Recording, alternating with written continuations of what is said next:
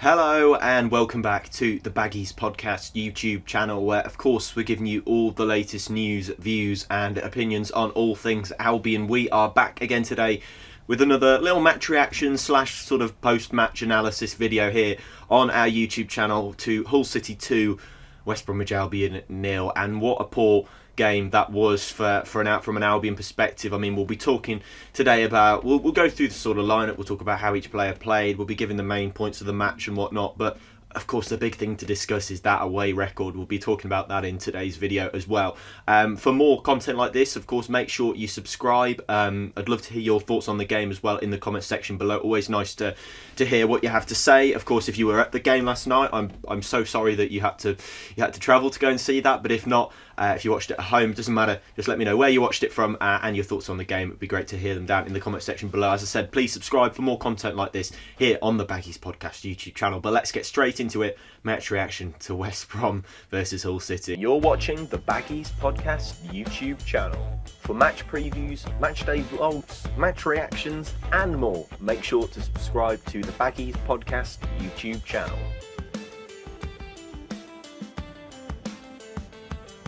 So let's start off with this away form, because the away form hasn't been good enough. That's the bottom of the story, the bottom of that. And Carlos Corberán, I don't think is a massive part in this. I think it's been a problem. You remember last season our away form was absolutely dreadful. But if you look at this season, especially of late, the last 5 away games we've lost. All of these away games we've conceded 2 goals or more in. We'll start off with the obviously defeat at Burnley 2-1. The common theme I'm finding in this is we start the games relatively well, mostly. So we started the game against Burnley quite well. Bristol City thought we started quite well at the beginning of that. Then they scored. Then we sort of went back into our shell. Birmingham probably in it, and Watford probably an exception to those, because we did not start well in either of these. But at Hull, certainly last night we did start well. Albion did, and I thought that they began the game in better fashion than in as good a fashion as they started and ended the Middlesbrough game, where they were consistent throughout. But the away form, it's dreadful. I mean, we're struggling to really get lots of goals on the road, whereas we're never going to be a high scoring side, I don't think, under Carlos Corberán, unless we have a 20 goal a season striker, which I'm not convinced we have at the moment. I think Daryl DK will score some goals, but not ultimately be the Championship top scorer at any point during his time at the Baggies. But in terms of Hull, obviously blank against them. We scored 2 against Watford, 1 against Burnley, but drawing 3 blanks in the last 5 away games is not good enough. I mean, it's difficult to kind of work out what's going on, but set pieces seem to be a bit of an issue, not just away from home, but at home. 8 out of 14 goals conceded under Carlos Corberán have come from a set piece, whether it be a penalty, a free kick, a corner, and one last night was pivotal. So yeah, starting the game off well against Hull City is a big thing, and we did that really well. I thought some of the best build-up play I've seen under Carlos Corberán so far during that first 25 minutes. However, after that it was really poor. After that it was pretty awful. I thought that things weren't quite good enough in terms of Hull changing the shape. They changed the shape, they got a bit more higher pressing, and I think that kind of shocked us a little bit. We got lulled into a bit of a false sense of security, which I don't think is quite clever from Leandro Senior. The tactical change was clever, but I don't think he was certainly trying to lure us into that false sense of security. But I think with his tactics he ended up doing so.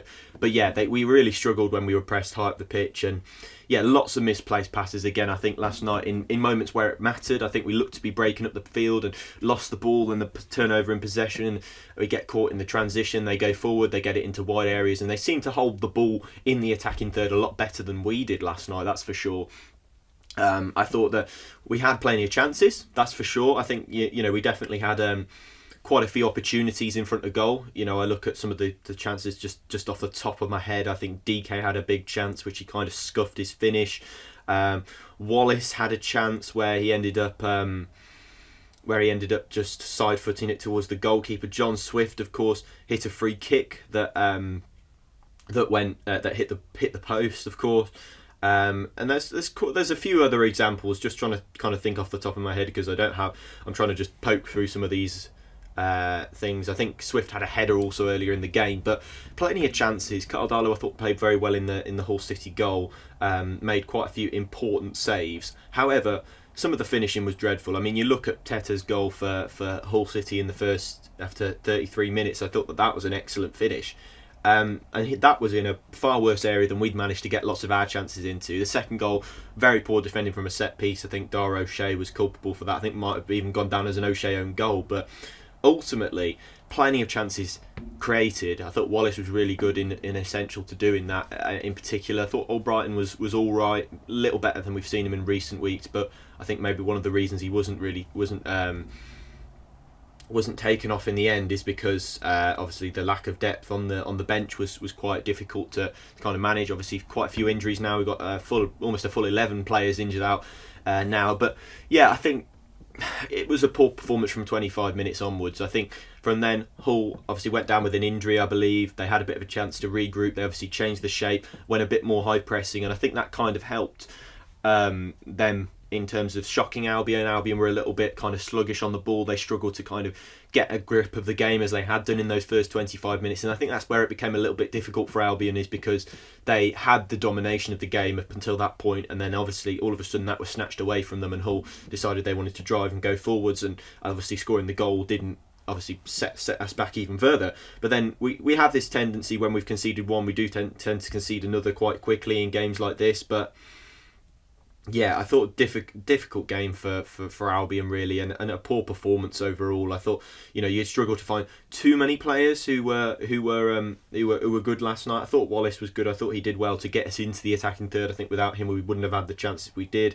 DK, yeah, really disappointing with him. I thought chance to build on those 2 goals last week and didn't manage to do so, and that was disappointing as well. But yeah, lack of depth on the bench. Obviously, you look to the bench and you want to see a Thomas Asante, you want to see a Dean Garner to come on and try and revitalise the attack. And if they're not there, who do you look to? You end up looking towards somebody like Rico Richards, who I think it was really good that he came on, and I think he took on his man once or twice, but ultimately wasn't too late for him to really make an impact. And I think we made Hull City look very good, and I think we kind of were a little bit complacent in terms of those last 15 minutes of the last 20 minutes or so of the first half, where we failed to get a grip on the game after Hull City had changed the shape. And I think that's a really big thing, and a really big problem for Albion is that. So yeah, I think that's a massive issue. Let's go through the team. Let's talk about how each player played. Josh Griffiths in goal, obviously made a big save, I think from the near post. I can't remember who did it. Overall I thought he looked quite good. I think the goal, I think it kind of went through his hands, but I wouldn't really blame him for that, because I appreciate that it was a powerful shot, difficult angle. Furlong, Townsend, I thought were back to sort of their average best. Middlesbrough, I thought they played very well together, but ultimately not great in this one. Peters, some of his passing was a little bit shaky. Against Middlesbrough, I thought that was a really big asset for Albion to have.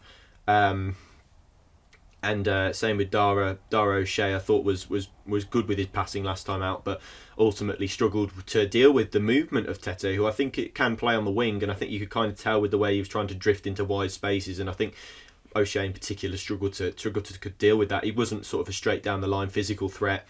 I think they struggled with that. Malumbi and Yukushlu I thought played very well together. Thought Malumbi was a little bit erratic with some of his passing, and as I said, in transition when we're trying to get the ball forward, trying to counter attack, I think some of his passing was a little bit wayward there. Yukushlu, I mean, yeah, I thought he was quite good, to be fair. I thought he had a lot of control in midfield. I think that was an area that Hull struggled to gain dominance in. I think in the wide areas they didn't. I think that's where they kind of won the game, because they got the ball wide and they had the beating of our fullbacks quite a lot of the time. They caught them, inverted as they have been. Swift, I thought was all right. I thought he obviously had the free kick that hit the post, but he did create some chances. I think he created the most chances in the match with 3.